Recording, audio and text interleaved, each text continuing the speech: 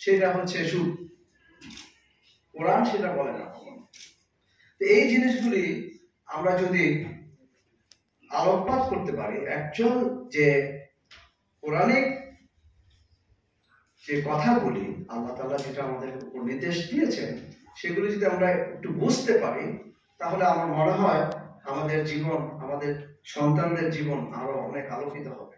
এবং আমাদের আল্লাহর যে আমাদের সৃষ্টির যে উদ্দেশ্য, যে মানব কল্যাণ করা, খলিফা শব্দের অর্থ কি, এই জিনিসগুলি আমাদের যে পৌরাণিক শব্দগুলি আমরা মিনিং জানি না।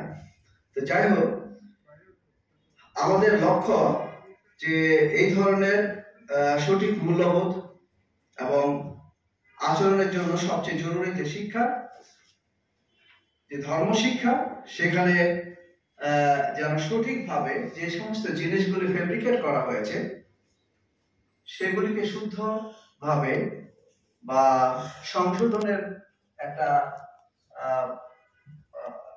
যে প্রস্তাব, সেটাই হচ্ছে আজকের এই বইটির মূল উদ্দেশ্য।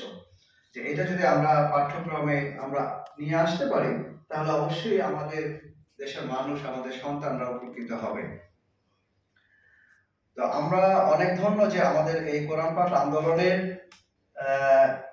জনাব শ্রদ্ধা আবু সাইদ ভাইকে এই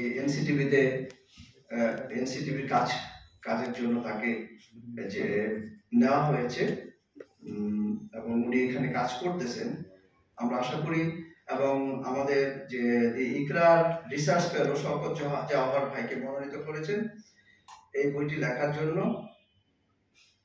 তো তাদের দুইজনের অনেক পরিশ্রমের ফলশ্রুতিতে একটি আমাদের এই কোরআন পাঠ আন্দোলনের পক্ষ থেকে যে বইটি আমরা উপস্থাপন করলাম, সেটা যদি কার্যকরী ব্যবস্থা নেওয়া হয়, এনসিটিভি যদি এই বইটাকে মূল্যায়ন করে, তাহলে অবশ্যই আমরা ধন্য হব।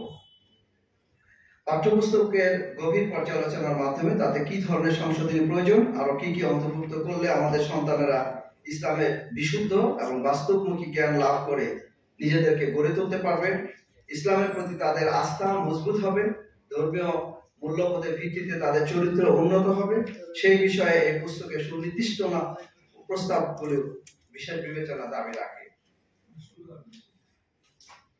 আমি মনে করি এখন একটা সংস্কারের সময় আসছে এবং আমাদের এই পাঠ্য বইয়ে যদি সংস্কার করা হয়, তাহলে অবশ্যই দেশ ও জাতি উপকৃত হবে।